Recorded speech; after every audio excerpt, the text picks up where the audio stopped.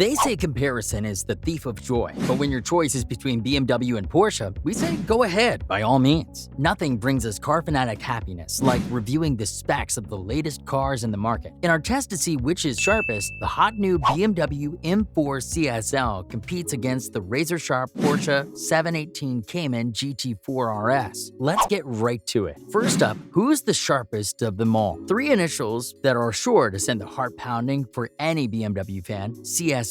Two of the brand's performance icons, the E9 CSL Batmobile from the early 1970s and the 2004 E46 M3 CSL, made already incredible performance vehicles into some of the most exhilarating and sought-after cars the company has ever produced. Now, the CSL badge is back with a bang. As for Porsche, the current G82 generation model is back on the M4, and it's the most extreme, potent, and laser-focused we've yet seen. But can it live up to the reputation of its forerunners? More importantly, how does it stack up against its rivals? Porsche has no shortage of legendary badges, and in this comparison, the CSL is going up against the RS, namely the Cayman GT4 RS. Similar to BMW, the business started with a sports car that was already excellent before its engineers went all out to create a unique and genuinely distinctive performance weapon. The M4 CSL costs $303,900, which is $150K more than the base M4 competition manual, a car that's already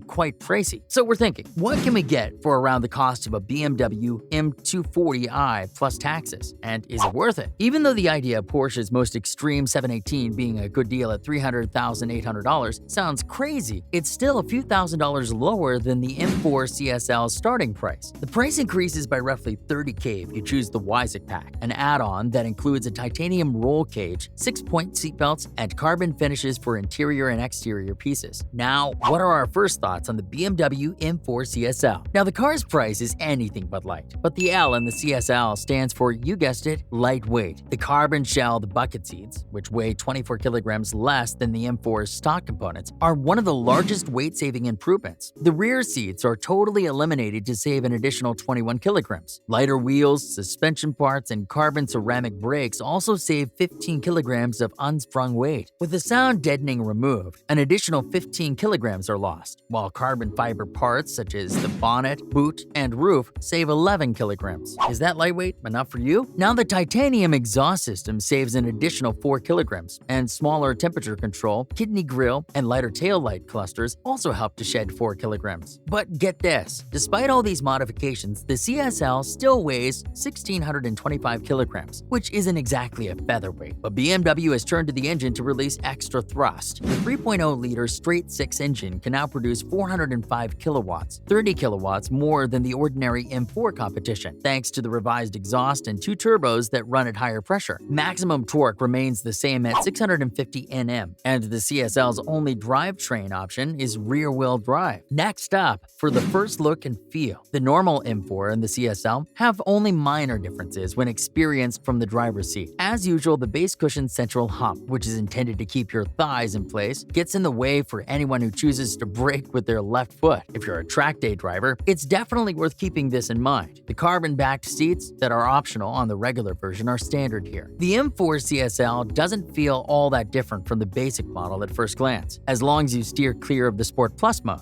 Road noise is very noticeable because of the large tires and some reduction in insulation, but it's still quieter than the Cayman. Also, it's incredibly stable at high speeds, making it an excellent long-distance cruiser. When you go off a highway to a more winding route, it's evident that the CSL has increased the M4's standard M4 sharpness. Now for the brakes and the drive. The carbon ceramic brakes are without a doubt one of the CSL's best feature. They require some getting used to because the first bite is so harsh, but once you have them down, their strength is absolutely amazing. The sensation underfoot instills you with a tremendous amount of confidence, and full power stops on the track exhibit astounding stability, even when trail braking into a tight curve, as well as a tenacious resistance to fade. It's simply a shame that a couple of places don't quite match the sharpness of the brakes. The car's front end has almost a floaty feel while pushing, which is partially due to a degree of bushing play that isn't there in the Porsche. Maybe the steering is also a little to blame here. Even though there's a little more detail than in the conventional M4, the CSL still lacks the feel and precision to give you complete confidence when pressing forward. Sure, it's a minor issue. The Porsche and even BMW's own M5 CS don't have it, so we're hoping for something similar here. And even then, there's no denying denying the M4's acceleration. The M4 is a practical, daily use vehicle in its standard configuration. The CSL is the same, as long as you only plan to go in pairs. But with that being said, they're giving you a generous 440 liters of storage. Moving on to Porsche 718 Cayman GT4 RS. Look, the M4 is still a safe place to be if the incredible brakes and grip aren't enough to get you out of a difficulty in an emergency. In 2019, Euro NCAP evaluated the BMW 4 Series, and it received a full 5-star certification, including an exceptional 97% score in the adult occupant safety category. So if safety is your one and only requirement, by all means, go for the BMW.